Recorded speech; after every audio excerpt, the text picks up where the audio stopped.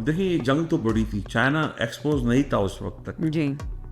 Russia भी expose नहीं था, और डेलिबरेटली एक्सपोज नहीं थे, उनकी अपनी टेक्निक होगी, बिल्कुल मफादात होंगे। लेकिन यहाँ पर चाइना ने बड़ा प्लस रोल प्ले किया, और इस रोल का क्रेडिट में 2022-2023 में उस वक्त पीपल्स पार्टी के जरदारी साहब का भी बड़ा रोल था। हालांकि मेरे उनसे बड़े खिलाफात थे, सऊदीया और ईरान को साथ रखना वाया चाइनीज़ के, उनसे अंदाज़ा था कि ये आगे मसले बनेंगे, और फिर सऊदीया को ये बताना कि जनाब ये हमारा आप पे कोई अटैक नहीं है।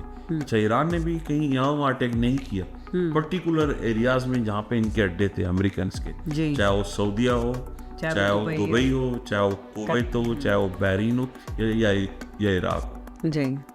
और वो भी जानते थे कि इस वक्त टेक्नोलॉजी वाइज ईरान उन पे भारी है।